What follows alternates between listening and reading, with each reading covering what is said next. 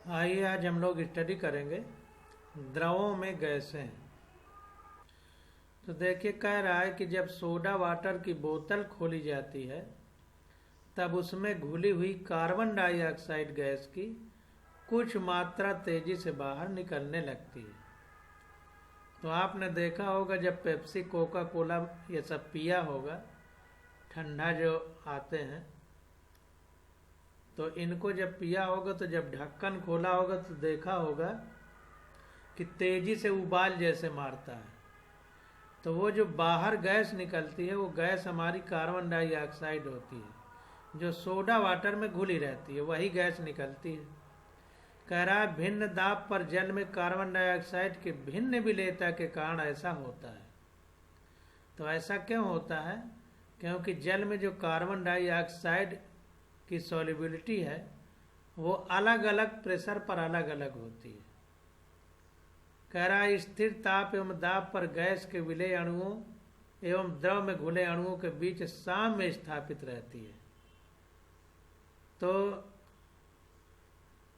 जिस सॉल्यूशन में या विलयन में CO2 घुली है और जो गैस उसमें बनी है CO2 की, मतलब CO2 गैस उसके अंदर है और जो विलयन में घुली है गैस CO2 गैस, उसमें आपस में साम्य अवस्था यानी इक्विलिब्रियम रहती है। तो वही जब हम ढक्कन खोलते हैं तो CO2 गैस बाहर निकलती है और उस बुलबुले के रूप में उबाल जैसे बाहर निकलता है। अब देखिए जो साम्य अवस्था है गैस और विलयन में, ये हेनरी के नियम के अनुसार होती है। और हेनरी का नियम क्या कहता है कि किसी ताप पर दी एक गई मात्रा के विलायक में घुली हुई गैस की मात्रा विलायक के ऊपर गैस के दाब के समानुपाती होती है। तो ये हमारा हेनरी का नियम है कि ये जो सॉल्युबिलिटी है गैस की विलयन में, ये हेनरी के नियम के अनुसार होती है। और हेनरी का नियम हमको क्या बताता है कि किसी ताप पर एक दी गई मात्रा, एक पहले होना चाहिए, दी बाद में होना चाहिए। किसी ताप पर एक दी गई मात्रा के विलायक में, ध्यान दीजिए सॉल्वेंट विलायक में घुली हुई गैस की मात्रा विलायक के ऊपर गैस के दाब के समानुपाती होती है। यानी कहने का मतलब ये है कि कोई गैस अगर किसी सॉल्वेंट में घोली जा रही है, मान लीजिए पानी है हमारे पास और पानी में गैस घोली जा रही है, यानी पानी हमारा सॉल्वेंट या यूं कहें विलायक है और गैस हमारी विलेय यानी सॉल्यूट है। तो उसमें अगर घोला जाएगा तो विलायक यानी पानी में जो गैस घुलने की मात्रा है वो पानी पर कितना उस विलायक पर उस गैस के दाब के समानुपाती होता है। कह रहा है विलायक में घुली हुई गैस की मात्रा विलायक के ऊपर गैस के दाब के समानुपाती होती है। तो जो गैस घोली जा रही है उसका दाब कितना है विलायक पर, उसके समानुपाती होती है। अब देखिए कह रहा है कि ताप बढ़ने के साथ साथ यह मात्रा घटती है।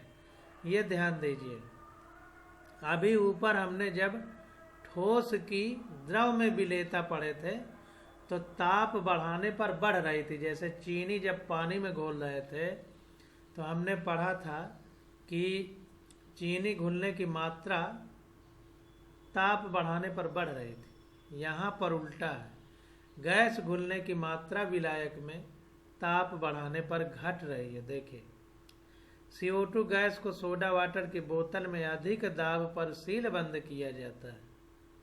तो जो CO2 गैस को सोडा वाटर की जो बोतल है उसमें अधिक दाब पर हम लोग उसको सील बंद करते हैं। इस दाब पर गैस के बहुत अधिक अणु द्रव में विलय हो जाते हैं। तो जो अधिक दाब लगा दिया जाता है तो दाब के कारण हवा तो ऊपर रहती है, गैस ऊपर रहती है, लिक्विड नीचे रहता है।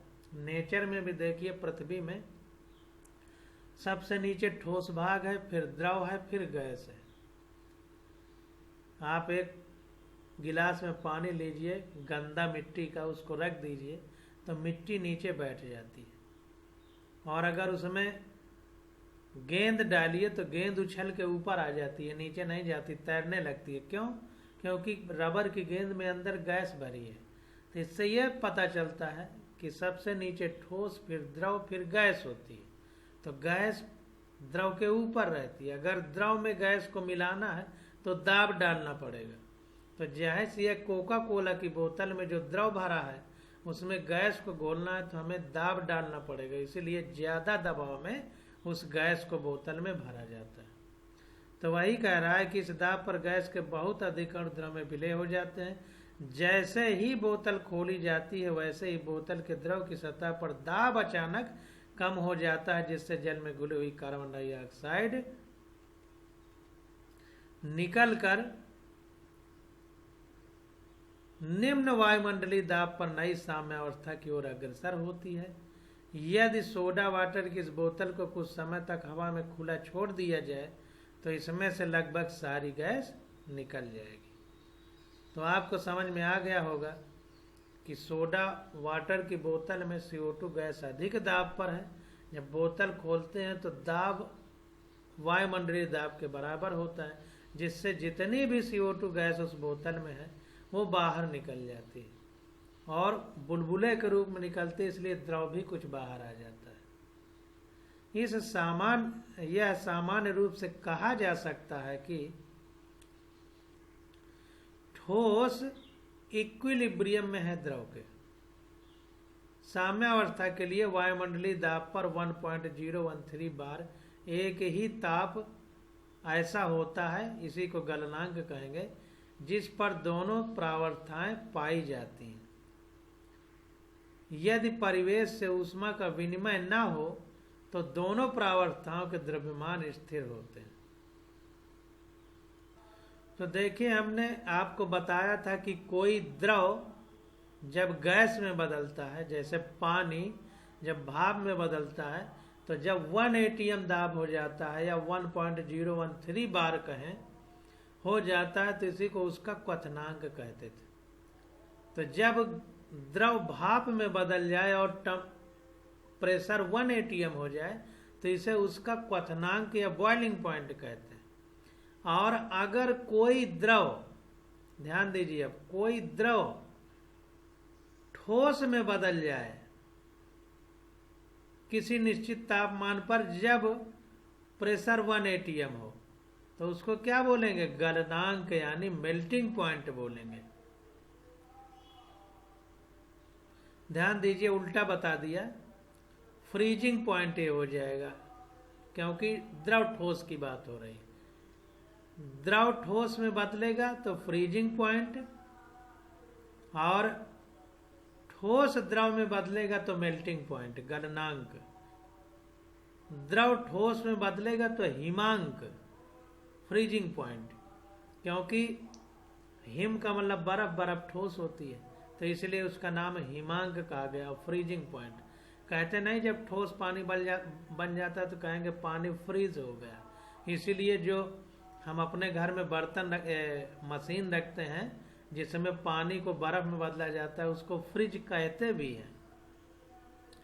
तो ध्यान दीजिए, साम्यावस्था के लिए वायुमंडलीय दाब पर एक ही ताप ऐसा होता है जिसको गलनांक कहते हैं, मेल्टिंग पॉइंट, जिस पर दोनों प्रावस्थाएं पाई जाती हैं, यानी ठोस और द्रव के बीच इक्विलिब्रियम होता है।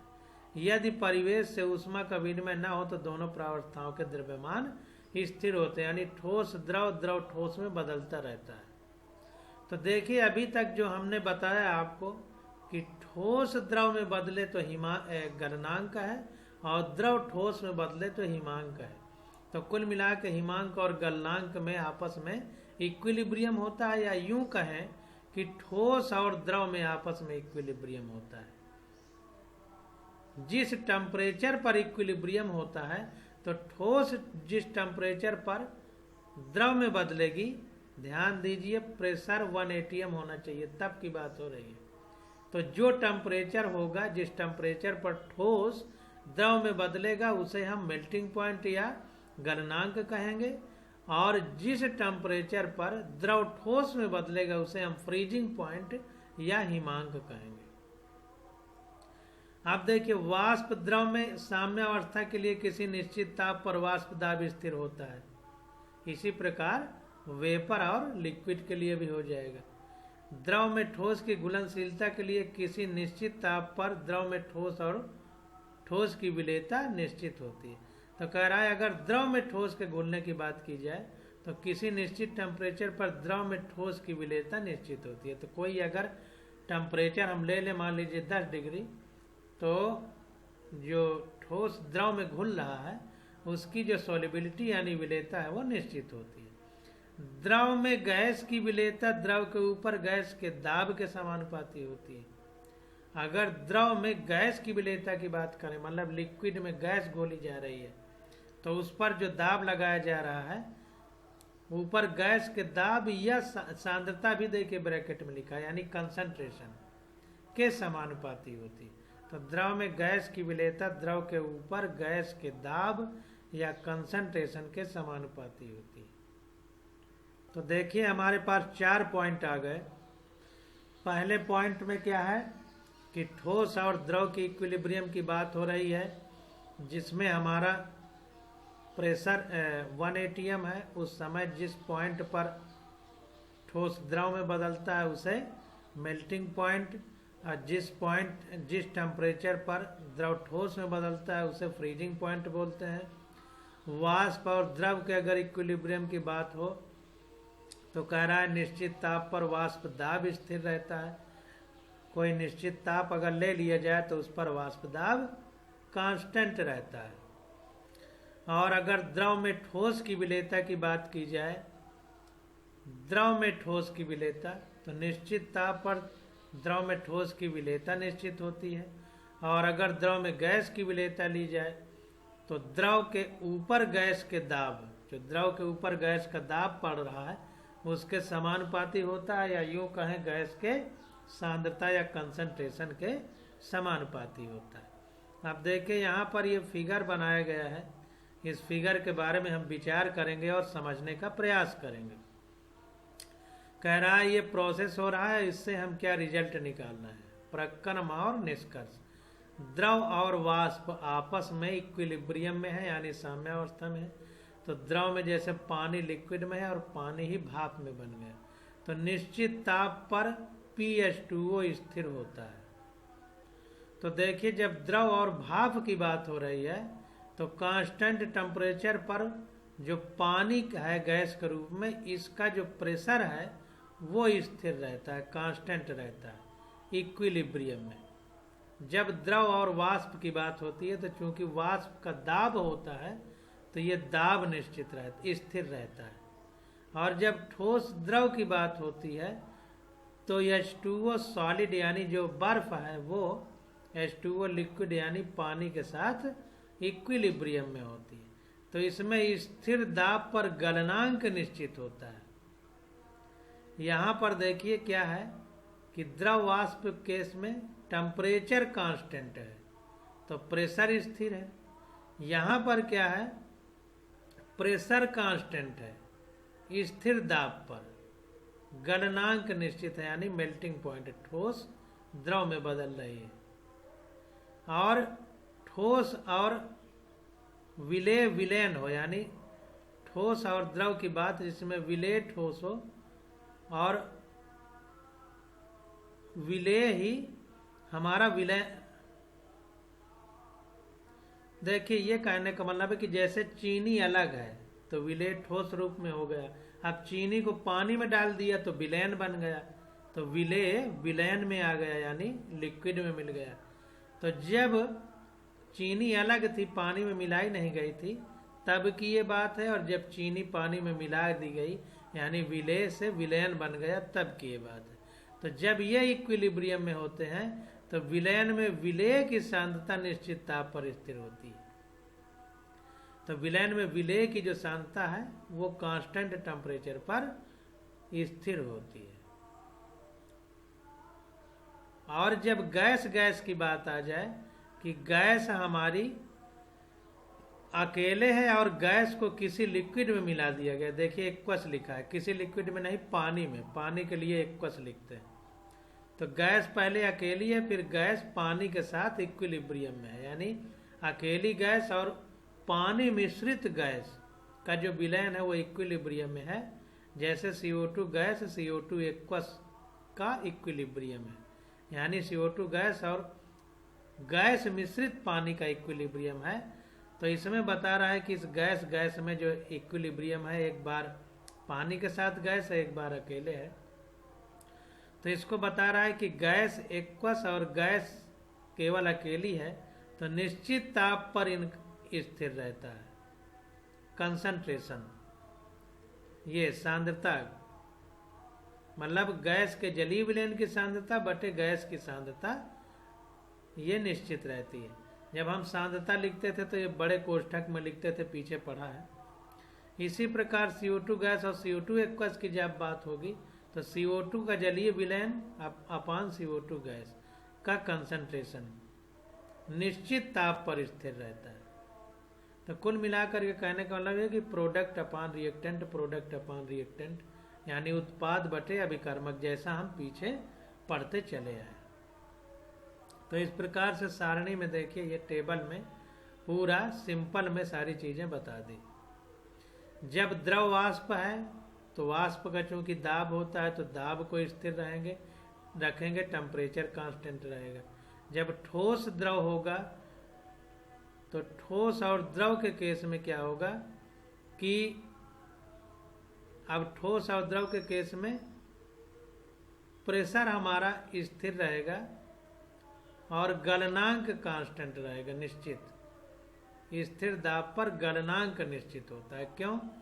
क्योंकि प्रेशर 1 atm लिया जाता है तो जो टेम्परेचर होगा वो गलनांक कहा जाएगा, अभी ऊपर पढ़ा है। और जब ठोस और लिक्विड की बात आ जाती है कि ठोस और लिक्विड, तो विलयन में विलेय की सांद्रता निश्चित ताप पर स्थिर रहती है।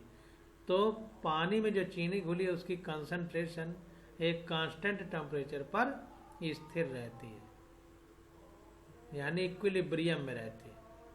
इसी प्रकार गैस और गैस का जलीय विलयन की बात आ जाए तो गैस के जलीय विलयन की सांद्रता बटे गैस की सांद्रता।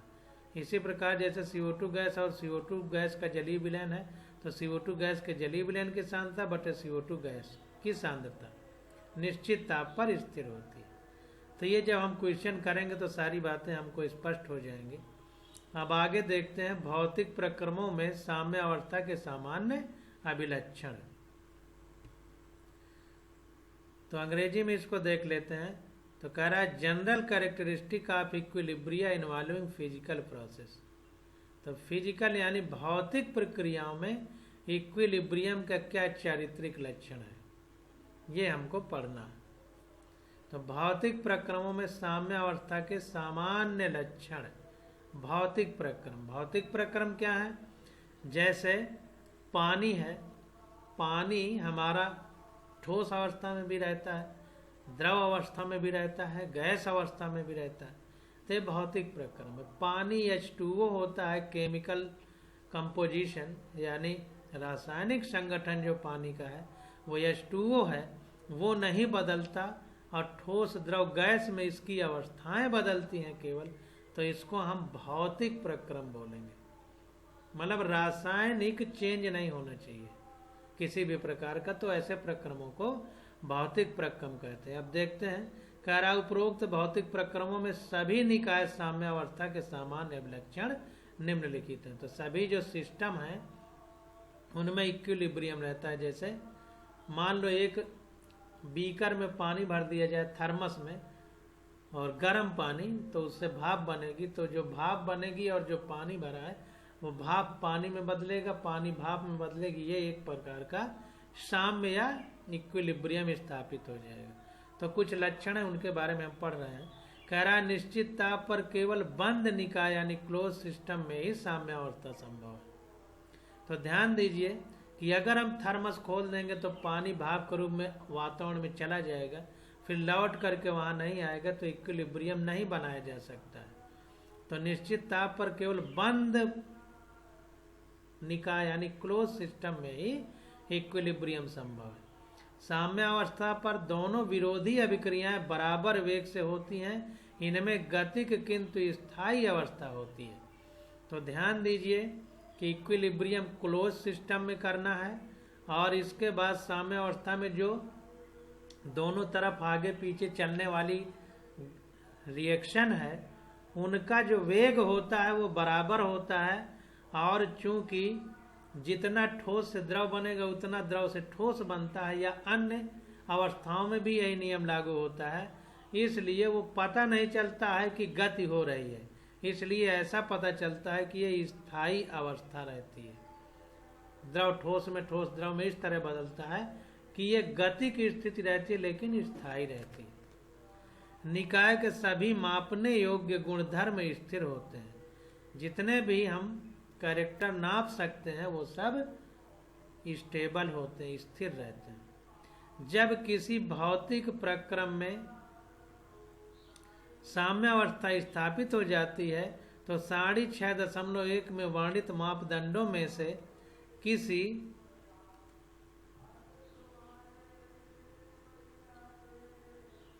एक का मान निश्चित ताप पर स्थिर होना वर्णित साम्यावस्था की पहचान होती है। तो अभी जो हमने ऊपर पढ़ा है टेबल, तो उसमें जो जो भी लिखा गया है तो उसी को बता रहा है कि जब किसी भौतिक प्रक्रम में साम्यावस्था स्थापित हो जाती है तो सारणी 6.1 यानी टेबल 6.1 में जो मापदंड दिए गए हैं में से किसी एक का मान निश्चित ताप पर स्थिर होना वर्णित साम्यावस्था की पहचान है। तो कांस्टेंट टेम्परेचर पर जो भी कैरेक्टर दिए गए हैं उनमें से किसी एक का मान निश्चित ताप पर स्थिर होना वर्णित साम्यावस्था की पहचान है, यानी कोई एक कैरेक्टर जरूर मिलेगा इस सारणी से। जैसे हमने वाष्प, द्रव और वाष्प के इक्विलिब्रियम की बात की, साम्यावस्था की बात की, तो कहा निश्चित ताप पर pH2O स्थिर होता है, यानी पानी का वाष्प दाब स्थिर रहता है। इसी प्रकार ठोस द्रव की बात की तो कहा कि स्थिर दाब पर गलनांक निश्चित होता है। विलेय यानी ठोस और द्रव की बात की, यहाँ पर भी ठोस द्रव की बात है, यहाँ पर भी ठोस द्रव की, तो लेकिन यहाँ पर ठोस है तो विलेय है, और द्रव में वो घुल करके विलयन जो बन रहा है उसकी बात हो रही है। यहाँ पर देखिए केवल अकेले पानी ही ठोस है और पानी ही द्रव है। इसमें क्या है, ठोस अकेला है जैसे चीनी, और उसको अब द्रव यानी पानी में मिलाया जा रहा है, तो अब जो विलयन बना उसमें ठोस द्रव दोनों अवस्थाएं हैं, और पहले ठोस अवस्था अलग थी। यहाँ पर देखिए ठोस और द्रव दोनों पानी ही है, इसमें ठोस अलग है और ठोस द्रव एक साथ मिले हुए हैं यानी विलयन है। तो इस स्थिति में विलयन में विलय की जो सांद्रता है वो निश्चित ताप पर स्थिर रहती है। तो ये जो भी गुणधर्म लिखे गए हैं इक्विलिब्रियम में ये सब फॉलो होते हैं। तो वही कह रहा है कि जब किसी भौतिक प्रक्रम में साम्यावस्था स्थापित हो जाती है तो 6.1 में वर्णित मापदंडों में से किसी एक का मान निश्चित ताप पर स्थिर होना वर्णित साम्यावस्था की पहचान है। अब देखिए अगला पॉइंट है, कह रहा है रासायनिक प्रक्रमों में ये एक पॉइंट छूट गया, कह रहा है किसी भी समय इन राशियों का मान यह दर्शाता है कि साम्यावस्था तक पहुंचने के पूर्व भौतिक प्रक्रम किस सीमा तक आगे बढ़ चुका है। तो किसी भी समय इन राशियों का मान यह दर्शाता है कि साम्यावस्था तक पहुंचने के पूर्व भौतिक प्रक्रम किस सीमा तक आगे बढ़ चुका है। तो ये जो राशियां हैं, जो कंसंट्रेशन, टेम्परेचर, प्रेशर, गलनांक यानी मेल्टिंग पॉइंट, इन सब से हम ये पता लगा सकते हैं कि टाइम के हिसाब से जो फिजिकल प्रोसेस है भौतिक प्रक्रम किस सीमा तक आगे बढ़ चुका है। अब देखिए अगली हेडिंग आ जाती है हमारी, रासायनिक प्रक्रमों में साम्यावस्था एवं गतिक साम्य। रासायनिक प्रक्रमों में साम्यावस्था यानी जो डायनामिक इक्विलिब्रियम है उसकी बात हो रही है।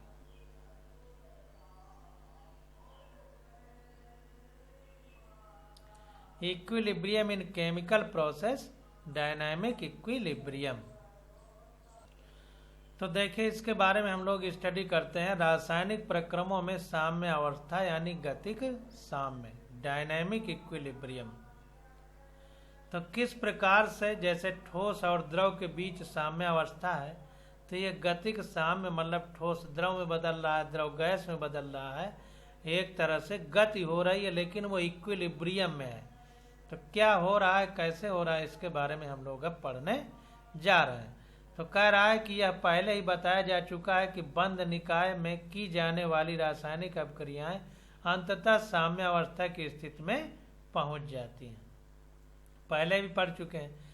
ये अभिक्रियाएं भी गतिक तथा प्रतीक दिशाओं में संपन्न हो सकती हैं। तो ये अभिक्रियाएं जो हैं यह भी अग्रिम तथा प्रतीक दिशाओं में संपन्न हो सकती हैं। देखिए अग्रिम को फॉरवर्ड और प्रतीक यानी बैकवर्ड लिखना चाहिए, बैकवर्ड डायरेक्शन। तो थोड़ा हिंदी में कुछ गड़बड़ी हो जाती है। तो अग्रिम तथा पश्च दिशाओं में संपन्न हो सकती हैं। प्रतीक लिख गया है पश्च की जगह, इसको सही कर लीजिएगा। तो कुल मिला के जैसे ठोस और द्रव है, तो ठोस से द्रव और द्रव से गैस। ठोस से द्रव अग्रिम अग्र दिशा में अभिक्रिया है, द्रव से गैस पश्च दिशा में है। ठोस से द्रव और द्रव से ठोस। तो इस प्रकार से अग्रिम और पश्च दिशा में, दोनों दिशाओं में ये क्रियाएं संपन्न होती हैं। जब अग्रिम एवं प्रतीक अभिक्रियाएं, पश्च अभिक्रियाएं, प्रतीक चलिए लिख रहा हो सकता है बैकवर्ड को प्रतीप भी कहा जाता हो, प्रतीप हिंदी में, क्योंकि हिंदी में कभी कभी ऐसे शब्द हैं कि जो नहीं समझ में आते। प्रतीप को हो सकता है बैकवर्ड कहा जाता हो। तो जब अग्रिम तथा प्रतीप यानी फॉरवर्ड एवं बैकवर्ड अभिक्रियाओं की दरें समान हो जाती हैं तो अभिकारकों तथा उत्पादों की सांद्रताएं स्थिर रहती हैं। तो ध्यान दीजिए, जब फॉरवर्ड और बैकवर्ड रिएक्शन की जो गति है वो कांस्टेंट हो जाएगी, रेट समान हो जाएगा, तो जाहिर सी बात है कि प्रोडक्ट और रिएक्टेंट और प्रोडक्ट की जो कंसंट्रेशन है वो कांस्टेंट हो जाएगी। जाहिर सी बात है कि जितना प्रोडक्ट से रिएक्टेंट बन रहा है उतना रिएक्टेंट से प्रोडक्ट, तो कंसंट्रेशन की रेट तो स्थिर हो जाएगी ना।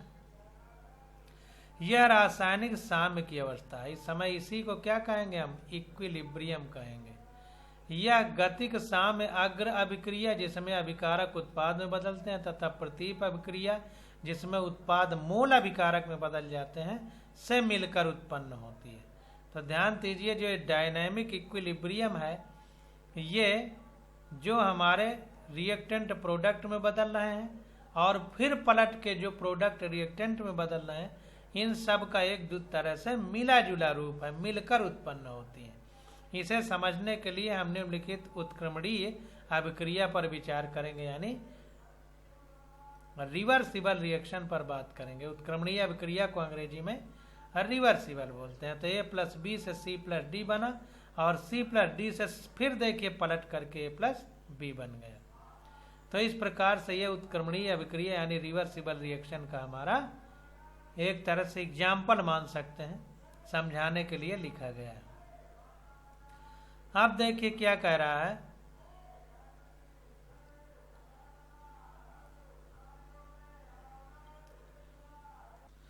कह रहा है समय बीतने के साथ अभिकारकों यानी ए प्लस बी की सांद्रता घटती है।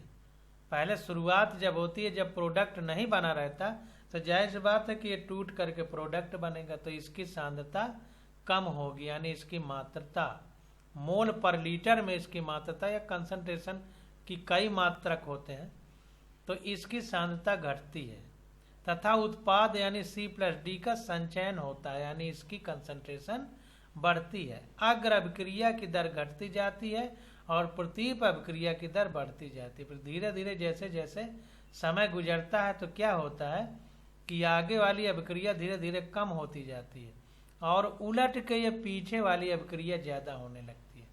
फलस्वरूप एक ऐसी स्थिति आ जाती है जब दोनों अभिक्रियाओं की दर समान हो जाती है। जब दोनों फॉरवर्ड और बैकवर्ड रिएक्शन यानी आगे वाली और पीछे वाली रिएक्शन बराबर हो जाती है, एक ऐसा समय आ जाता है। ऐसी स्थिति में निकाय में साम्य अवस्था स्थापित हो जाती है। तो ऐसी कंडीशन में हम कहेंगे कि जो हमारा सिस्टम है उसमें इक्विलिब्रियम स्थापित हो जाता है।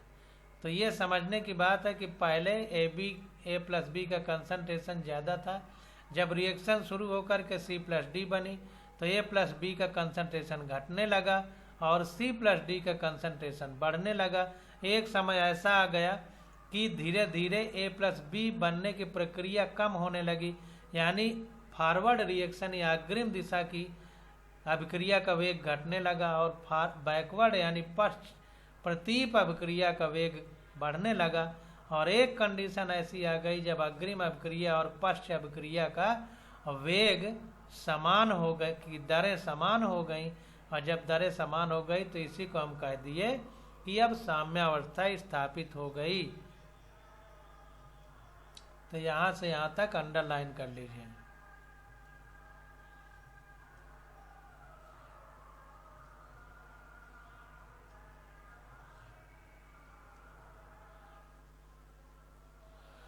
तो देखिए यहां पर कह रहा है दोनों में से किसी भी दिशा में इस साम्यावस्था का प्राप्यता संभव है। मतलब ए प्लस बी लिख करके उत्क्रमणीय अभिक्रिया का साइन लगाएं, रिवर्सिबल का सी प्लस डी लिखें या सी प्लस डी उत्क्रमणीय अभिक्रिया का साइन लगा करके ए प्लस बी लिखें। दोनों बातें एक ही हैं, क्योंकि ये इसमें बदल जा रहा है, ये इसमें बदल जा रहा है। तो चाहे इसको पहले लिखें या इसको, कोई विशेष अंतर, किसी भी प्रकार का प्रभाव नहीं पड़ेगा। आप देखें यहाँ पर ये जो नीचे ग्राफ बनाया गया है, इस ग्राफ को सही से समझने का प्रयास करिए। तो देखिए इस ग्राफ में बताया जा रहा है कि रासायनिक साम्यावस्था की प्राप्ति, इक्विलिब्रियम कैसे प्राप्त किया जा रहा है। तो यहाँ पर देखिए टाइम दिया है एक्स एक्सिस में और यहाँ पर सांद्रता यानी कंसंट्रेशन दिया है वाई एक्सिस में। तो कंसंट्रेशन में हमारा रिएक्टेंट और प्रोडक्ट दोनों का कंसंट्रेशन होगा। तो देखिए ए प्लस बी हमारे क्या है, रिएक्टेंट है, अभिकर्मक ए प्लस बी। तो देखिए इनकी सांद्रता शुरू में बहुत ज़्यादा है, पूरा का पूरा अभिकर्मक ही है केवल, और प्रारंभ में देखिए उत्पाद कुछ भी नहीं है। इसका जो ये ग्राफ है ये 0 से शुरू किया है। तो प्रारंभ में यहाँ से शुरू करें, इनिशियल पॉइंट 0 का मतलब ये मूल बिंदु, मूल बिंदु का मतलब कि अब यहाँ से हम शुरू कर रहे हैं। तो समझने का प्रयास करिएगा कि जब यहाँ से शुरू किया तो ये हमारा ओ बिंदु है। तो ये देखिए हमारा ये अभिकर्मक है, अभिकर्मक, इसी को रिएक्टेंट कहते हैं अंग्रेजी में। ये हमारा प्रोडक्ट है, इसी को हिंदी में उत्पाद कहते हैं। तो जब हम केंद्र बिंदु पर हैं तो देखिए ये उत्पाद वाली जो रेखा है मूल बिंदु पर है, यानी कोई भी उत्पाद नहीं बना है। और उस समय मूल बिंदु पर जब है तो देखिए अभिकर्मक यानी reactant A plus B maximum है, अधिकतम। देखिए यहाँ पर ग्राफ है, यानी पूरा का पूरा अभिकर्मक है और प्रोडक्ट उत्पाद पूरा का पूरा 0 है।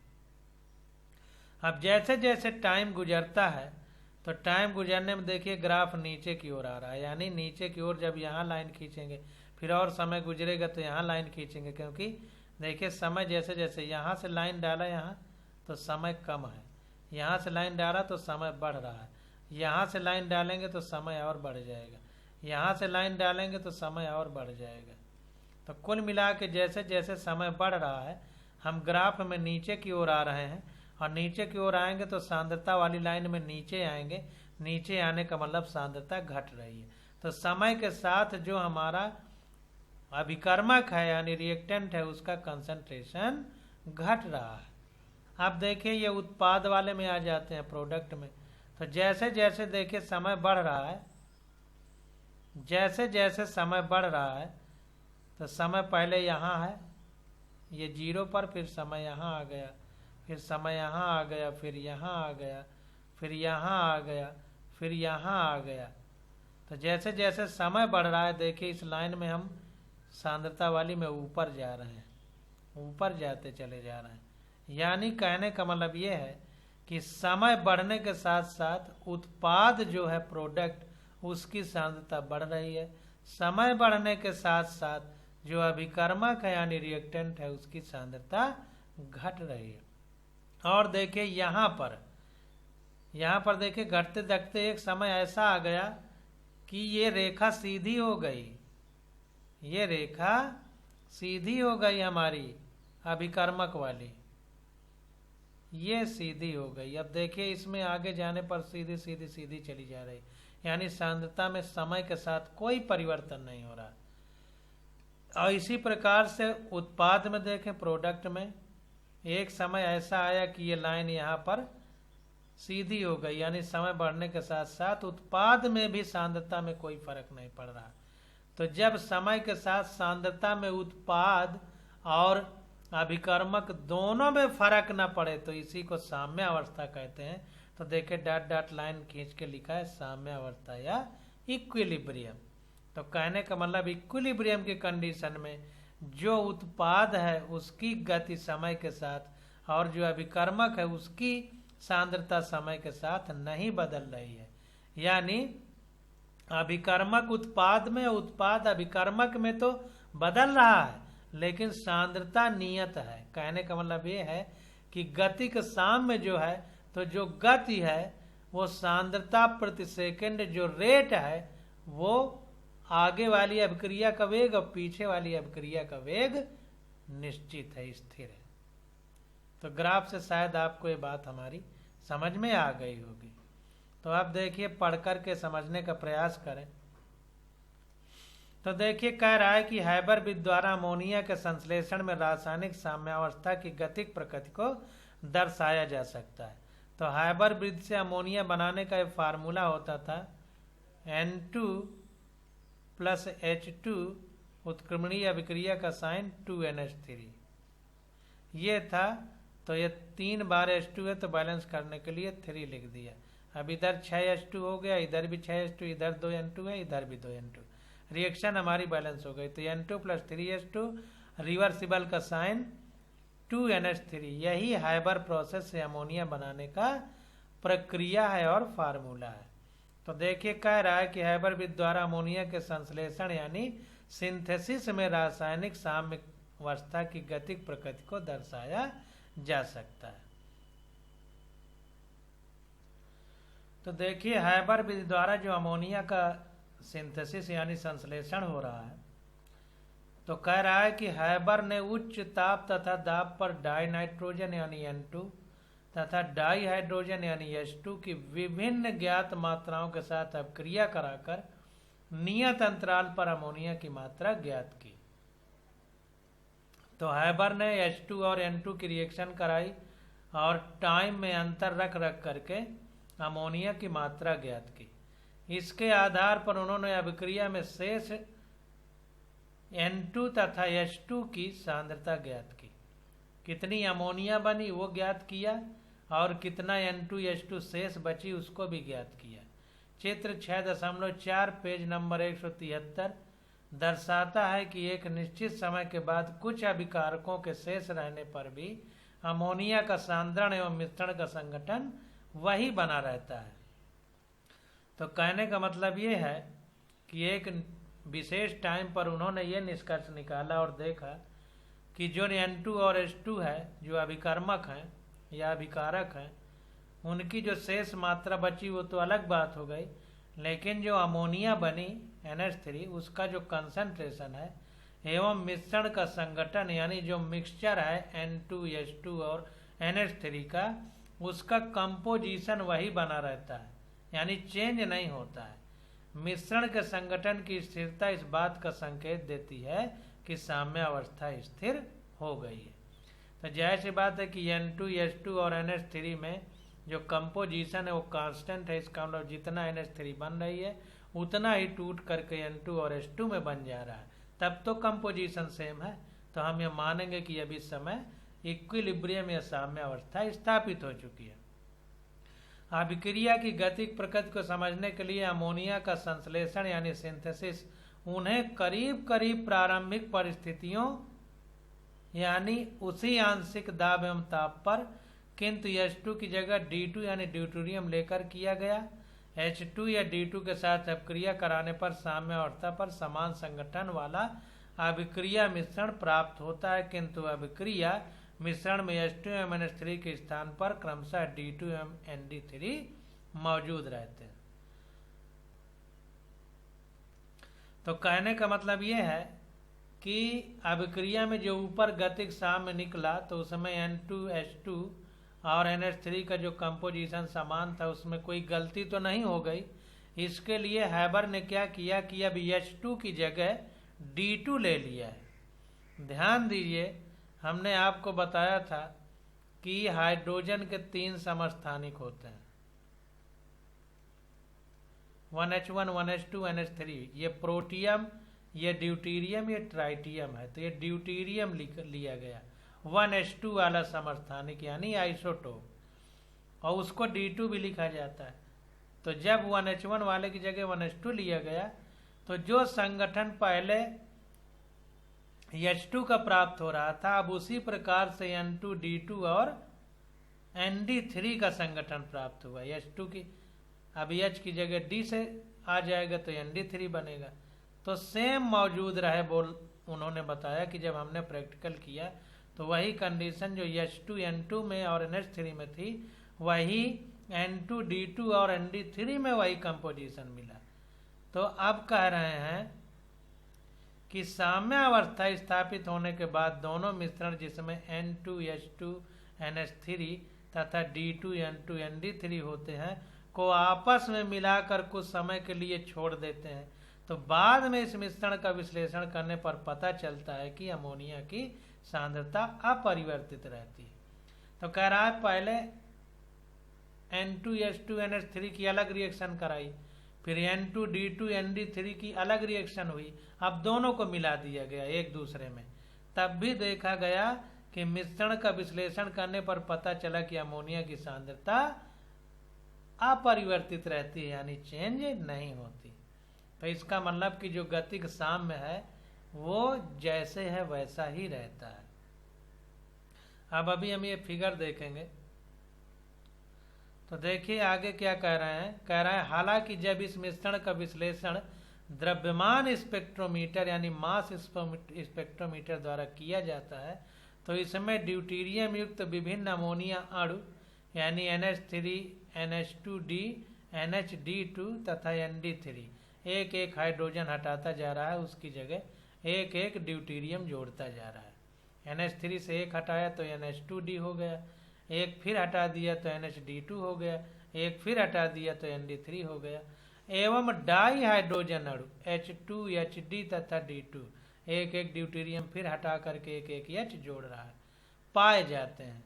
जब हम मास स्पेक्ट्रोमीटर से इसको देखे तो उस विलयन में हमको क्या मिला, ये चीजें मिली कि मतलब एक NH3 मिला, फिर उससे एक हटा हाइड्रोजन NH2D मिला, फिर NHD2 मिला, फिर ND3 मिला। मतलब ये सब मिश्रण में पाए जा रहे हैं। H2 मिला, HD मिला, H और D2 मिला। इससे पता चल रहा है कि एक एक हाइड्रोजन हट करके उसमें एक एक D जुड़ रहे हैं। जब पहली वाली अभिक्रिया दूसरी वाली अभिक्रिया को आपस में मिला दिया गया तो कह रहा है इससे यह निष्कर्ष निकलता है कि साम्यावस्था के बाद भी मिश्रण में अग्रिम एवं प्रतीप अभिक्रियाएं यानी पर्च अभिक्रियाएं होते रहने के कारण अणुओं में H तथा D अणुओं का व्यामिश्रण यानी स्क्रैम्बलिंग होता रहता है। मतलब आपस में एक दूसरे में मिलते रहते हैं। व्यामिश्रण मतलब वो इसमें ये उसमें मिलते रहते हैं। साम्यावस्था स्थापित होने के बाद यदि अभिक्रिया समाप्त हो जाती है तो इस प्रकार का मिश्रण प्राप्त होना संभव नहीं होता। तो वही कह रहा है कि अगर इक्विलिब्रियम आने के बाद अगर ये जो गतिक साम्य बार बार हम कहते हैं डायनेमिक इक्विलिब्रियम, अगर ये स्थिर हो गया होता, गति ना होती, तो इस तरह के मिश्रण न मिलते कि NH3 से एक हाइड्रोजन निकल के NH2D बन रहा है, फिर NHD2 बन रहा है, फिर ND3 बन रहा है। इसी प्रकार H2 में एक ड्यूटीरियम जुड़ के HD बन रहा है, फिर D2 बन रहा है, ये न मिलता। तो इससे ये पता चलता है कि लगातार क्रिया चल रही है और साम्यावस्था भी स्थापित है। इसलिए ये पता चलता है कि साम्यावस्था स्थिर नहीं बल्कि गतिक है, यानी डायनामिक इक्विलिब्रियम है, गतिक साम्य। अब देखिए कह रहा है तो देखिए कह रहा है कि अमोनिया के संश्लेषण में जो समस्थानिक ड्यूटीरियम के प्रयोग से यह स्पष्ट होता है कि रासायनिक अभिक्रियाओं में गतिज साम्यावस्था स्थापित होने पर अग्रिम एवं प्रतीप अभिक्रियाओं की दर समान होती है।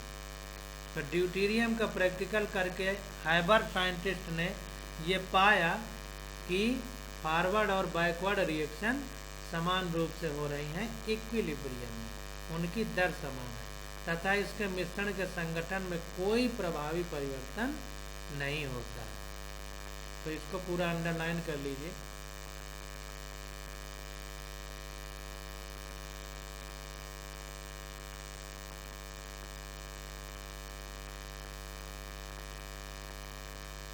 अब देखिए आगे कह रहा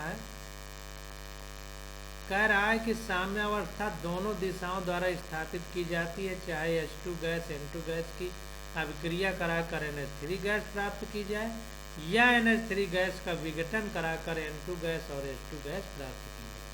तो वही कह रहा है कि N2 और H2 से चाहे NH3 बने या NH3 तोड़ करके N2 और H2 गैस बनाए, दोनों प्रक्रियाओं में अभिक्रिया साम्यावस्था में दोनों दिशाओं में चलती है। अब देखिए इसको बाद में पढ़ेंगे, पहले इसको कंप्लीट कर लें। तो देखिए यहाँ पर ये फिगर जो हमसे बता रहा था कि 173 पेज में फिगर बना है, तो ये फिगर देखते हैं 6.4। तो इसमें देखिए क्या है, ये समय के साथ सांद्रता मोलर कंसंट्रेशन का ग्राफ बनाया गया है।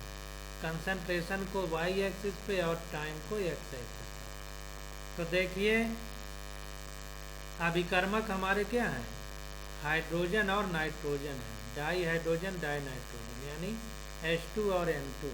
तो समय के देखिए साथ ये ग्राफ नीचे जा रहा है, यानी समय के साथ हाइड्रोजन और नाइट्रोजन का H2 और N2 का मोलर कंसंट्रेशन घट रहा है, ग्राफ नीचे की ओर जा रहा है, जैसे हमने आपको ऊपर वाले ग्राफ में समझाया। और देखिए अमोनिया ये उत्पाद है, प्रोडक्ट है, तो समय के साथ ग्राफ देखिए ऊपर को जा रहा है, यानी इसका मोलर कंसंट्रेशन टाइम के साथ बढ़ रहा है। लेकिन कुछ समय के बाद देखिए रेखा सीधी हो गई, कुछ समय के बाद रेखा सीधी हो गई, यानी इनका हाइड्रोजन और नाइट्रोजन का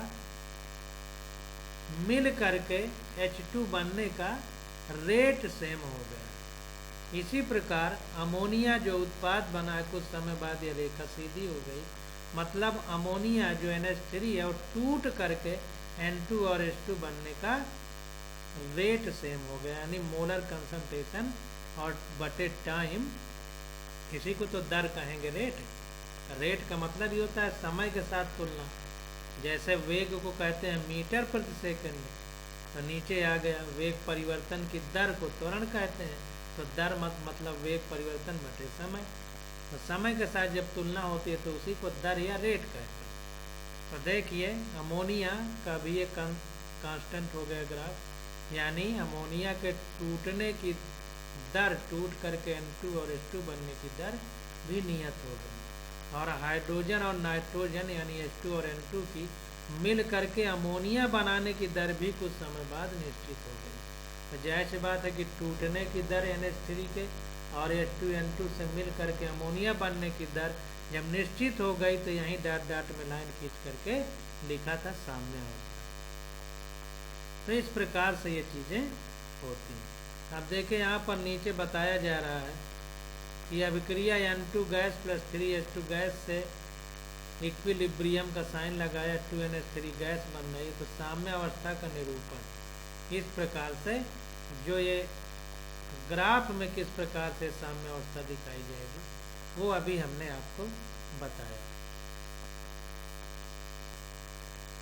अब देखिए इसी प्रकार कह रहा है कि हम अभिक्रिया H2 gas plus N2 gas को H2 gas plus I2 gas उत्क्रमणीय अभिक्रिया का साइन 2HI गैस बना पर विचार करें। जैसे NH3 बनाया है वैसे इसको बनाएंगे।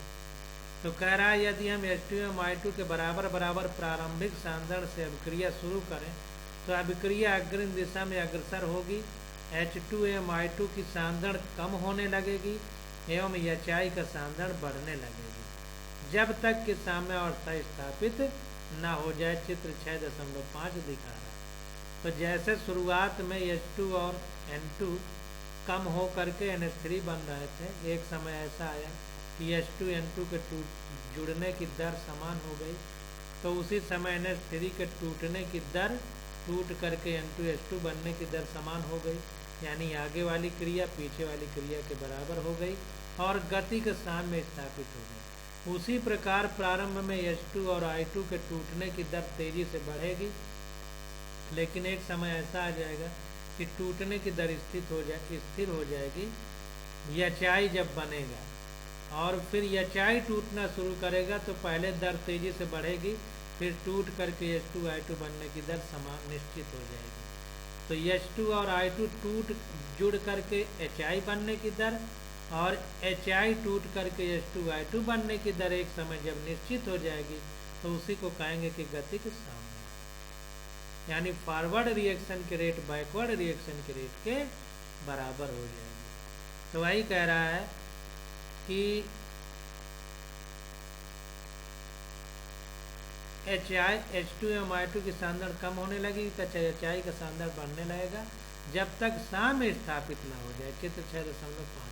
अगर हम HI से शुरू कर अभिक्रिया को विपरीत दिशा में होने दें तो HI की सांद्रता कम होने लगेगी तथा H2 एवं I2 की सांद्रता तब तक बढ़ती रहेगी जब तक साम्य अवस्था स्थापित न हो जाए, चित्र 6.5। अगर हम इसको उल्टा करें तो इधर से इधर करेंगे कि ये जब टूटेगा तो इसकी सांद्रता घटती रहेगी, लगातार अभिक्रिया बढ़ेगी और H2I2 बनती रहेगी और तब निश्चित हो जाएगी अभिक्रिया जब साम्य स्थापित हो जाएगी, तब दर सेम हो जाएगी आगे जाने की पीछे जाने की।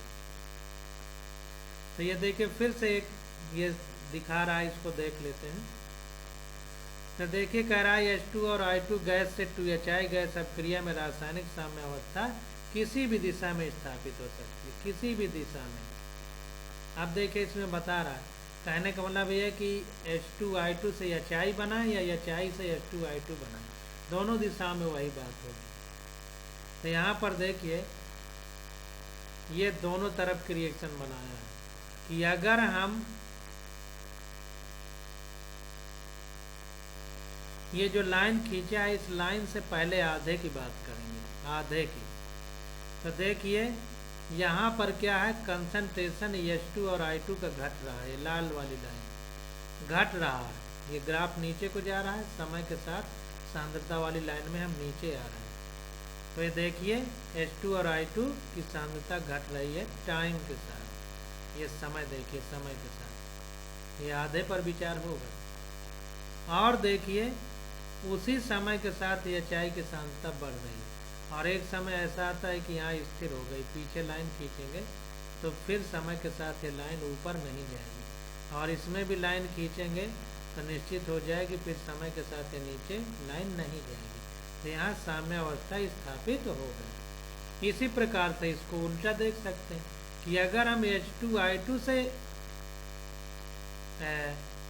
HI से H2I2 बनाए तो देखिए HI की सांद्रता लगातार घटती जा रही है समय के साथ, ये ग्राफ नीचे आ रहा है, तो HI जो है टूट करके H2I2 बन रहा है। तो यहाँ पर देखिए H2I2 का ग्राफ ऊपर जा रहा है इस तरह, यानी समय के साथ समय बढ़ रहा है क्योंकि इसमें इधर आ रहे हैं जब इधर चलना, और ये सांद्रता वाले में देखिए ऐसे चल रहे हैं तो ऊपर इस लाइन में जा रहा है, मतलब समय के साथ H2I2 का सांद्रण बढ़ रहा है। तो दोनों प्रकार से HI को तोड़े तो H2I2 बनेगा तो भी सेम प्रक्रिया होगी, या H2I2 टूट करके जुड़ करके HI बने तब भी सेम प्रक्रिया होगी। तो देखिए साम्य अवस्था का लाइन खींचा है कि चाहे HI जुड़ करके H2I2 जुड़ करके HI बने या HI टूट करके H2I2 बने, दोनों में सेम प्रक्रिया। अब देखिए कह रहा है कि यदि निश्चित आयतन में H एवं I के परमाणुओं की कुल संख्या वही हो तो चाहे हम शुद्ध अभिकर्मकों से अभिक्रिया शुरू करें या शुद्ध उत्पादों से, वही साम्य अवस्था मिश्रण होता है। तो देखिए निकल के बात आ गई कि चाहे हम H2I2 को मिला के HI बनाए या HI से H2I2 बनाए, साम्य अवस्था पर मिश्रण में अभिकर्मक और उत्पाद का जो कंपोजिशन होता है वो सेम रहेगा। तो वही कह रहा है कि यदि निश्चित आयतन में H एवं I के परमाणुओं की कुल संख्या वही हो, आयतन देखिए निश्चित लिया गया, नहीं गणना नहीं कर पाएंगे, तो कह रहा है कि यदि निश्चित आयतन में H एवं I के परमाणुओं की कुल संख्या वही हो, तो चाहे हम शुद्ध अभिकर्मकों से अभिक्रिया शुरू करें या शुद्ध उत्पादों से, वही साम्यावस्था मिश्रण प्राप्त होगा। तो उल्टा सीधा किसी भी तरफ करवाएं, प्रक्रिया सेम रहेगी। अब देखिए अगली हेडिंग आ जाती है रासायनिक साम्यावस्था का नियम तथा साम्यावस्था स्थिरांक। इसकी स्टडी हम लोग अगले लेक्चर में करेंगे। आज बस यही था।